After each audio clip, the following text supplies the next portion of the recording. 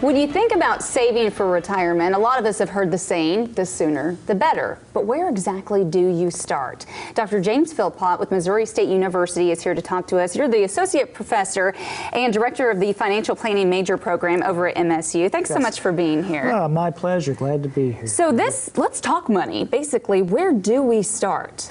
Well, I don't know that most people think this is obvious, but it's obvious to me. First, we've got to start with our current budgets, and we've got to start by living below our means. You're not going to develop wealth, you're not going to develop an investment program unless you deliberately make a decision to live below your means, develop some savings, and then put it to work for you.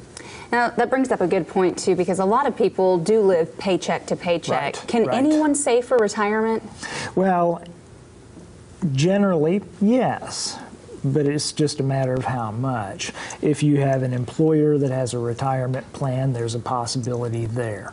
A lot of people do, some people don't, but it's going to be very difficult if people don't start a savings program. I throw a couple of numbers at you. You try to depend on Social Security, and the average monthly Social Security check is about $1,400. So you multiply that out, that's what, about $16,000, $17,000 a year, something around there. So you really can't depend only on Social Security. Again, you just have to make up your mind that you're going to start an investment program and do so by cutting spending. And you have to think about how much will it cost you to live comfortably during your retirement as well, and what that figure is for you. Exactly.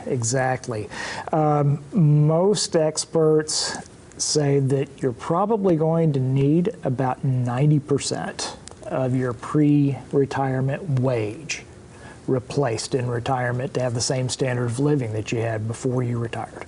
So if someone is in their 20s, retirement savings is going to look different from someone who might start in their 40s then. How much of a paycheck should they be putting back, or how much of their salary? Like 10%, 20%? Does it depend on your age? Well, rule of thumb is about 10%. And now that's a rule of thumb, it's flexible. On the one hand, younger savers probably don't have the sizable paycheck that, say, somebody in middle age has.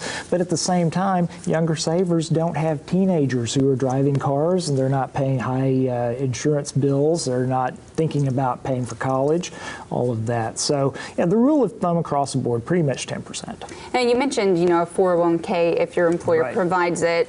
Should you open an IRA as well? The first thing that most of us should do is make sure that we are participating in our employer's plan. If our employer offers some plan like a 401k or a simple that we can participate in with an employer match, we need to make sure that we're putting in enough money to maximize that employer match, because it's basically free money, and that's going to help us out a lot. After that, then we might look at starting an individual retirement account. How much does inflation play a role in your savings? It plays a big role, for example, we're about, 2% or so inflation now, give or take. By the time a 20-something retires, that would basically mean that person would need at least double their salary now to have the same standard of living that they have now. It's kind of eye-opening. So it really is. It really is. When you teach your students about financial planning, and I'm sure retirement comes up a lot too, something you have to save for, what are their reactions? They tend to be a bit overwhelmed by, for example, the statement I just made about how much income you're going to need in retirement to have the same standard of living you have now. They look at that, and it's a bit overwhelming at first, but again, it's not something that can't be overcome by a good, solid saving investment program. And I think the very first thing you mentioned is probably worth repeating again, is that it all starts with pretty much just how you're living right now and spending right now. It starts with attitude and budget priorities right now, because again, in order to start an investment program, you have to have something left over at the end of the month. And so planning our budget, planning to save, it's a big contributing factor. Planning for the future, literally. Exactly. Anything else you just want to add? You know, we're looking at a pretty big undersaving crisis here in the United States. The latest data I've seen, the average 55 to 61-year-old has approximately $100,000 saved for retirement.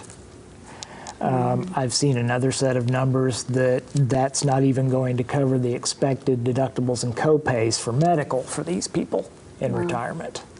So it could be quite interesting.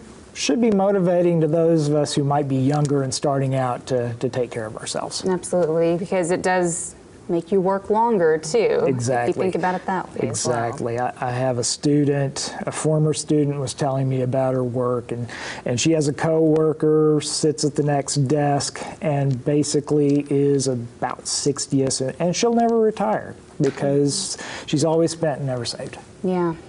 My goodness. Okay, thank you so much for joining us. My pleasure. Encourage people to just maybe Yes. start looking at your finances and just think of little ways where you can start saving. Think about tomorrow. Okay, very good. Dr. James So- Philpott, thank you so much for being here. My pleasure, Heather. We'll be right back.